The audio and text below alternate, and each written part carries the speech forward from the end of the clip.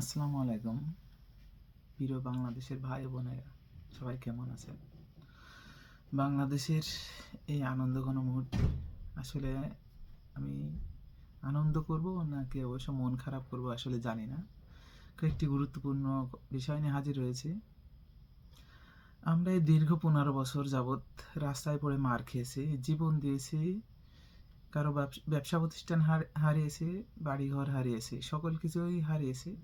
কিন্তু আমরা যখন এই আবার যখন আমরা আমাদের ব্যবসা প্রতিষ্ঠান, বাড়িঘর, জমিজমা, ঘেরবাড়ি, পুকুরে মাছ সব কিছুই উদ্ধার করছি, তখন আমাদের প্রতিবেশী রাষ্ট্র থেকে কিছু উম, অসাধু চ্যানেল এগুলোকে অন্য খাতে নেওয়ার জন্য চেষ্টা করছে। বারবারই তারা ব্রিফিং করছে, হাইলাইট করার চেষ্টা করছে, অন্য দেশের কাছে তুলে ধরছে।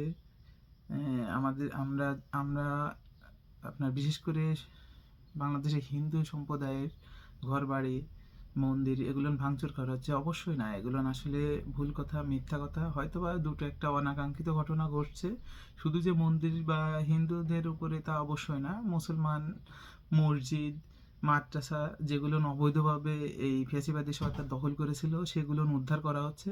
যেমন আমি দেখেছি আজ থেকে প্রায় 15 বছর আগে, 14 বছর আগের কথা, যে যারা বিএনপি করতো, জামাত করতো, তাদের ঘর বাড়ি, পুকুর, ব্যবসা প্রতিষ্ঠান তারা সেই অবস্থায়, রানিং অবস্থায় তারা ফেলে রেখে আমাদের এলাকায় এসে ভাড়া থাকতো।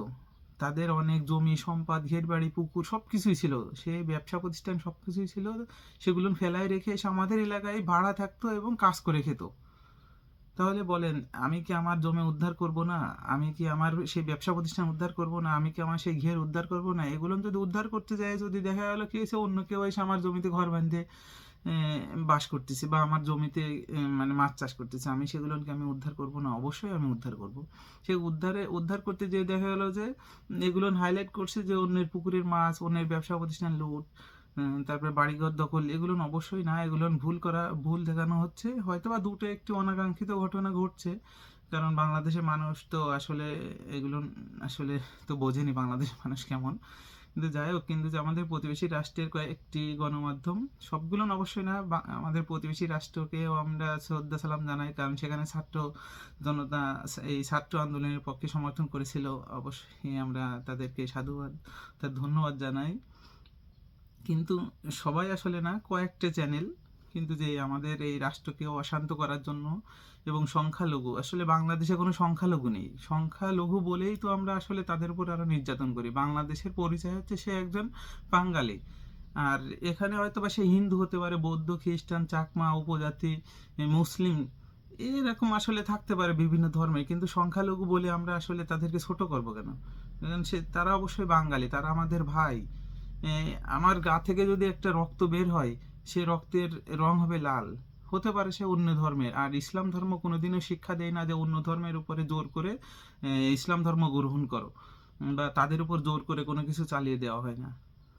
তাই আমি আসলে বিনীতভাবে অনুরোধ করব, এই যে যে ভিডিওগুলো আসলে ভাইরাল হচ্ছে বা ভাইরাল করার চেষ্টা করতেছে, এগুলো জানি আসলে এগুলো থেকে আসলে দূরে দূরে থাকে, এবং দু একটি অনাকাঙ্ক্ষিত ঘটনা ঘটছে দেশে। যাই হোক, এগুলো থেকেও আসলে মানে বাংলাদেশের ভাই বোনদের বিনীতভাবে অনুরোধ করব, জানি এগুলো জানি আসলে অনাকাঙ্ক্ষিত ঘটনাগুলো জানি আসলে না ঘটে। এবং আসুন আমরা সবাই কাঁধে কাঁধ মিলে বাংলাদেশকে আবার একটি উন্নত রাষ্ট্রের দিকে নিয়ে যাই। বাংলাদেশের অবস্থা খুবই ভয়াবহ, খারাপ আছে এই মুহূর্তে। আসুন আমি একটি উন্নত রাষ্ট্রে বাস করি। আমি মনে করি বাংলাদেশের এই সব থেকে বড় সম্পদই হচ্ছে মানব সম্পদ। সেই মানব সম্পদকে কাজে লাগিয়ে আমরা বাংলাদেশকে একটি উচ্চ পর্যায়ে নিয়ে যাই। ধন্যবাদ। আসসালামু আলাইকুম।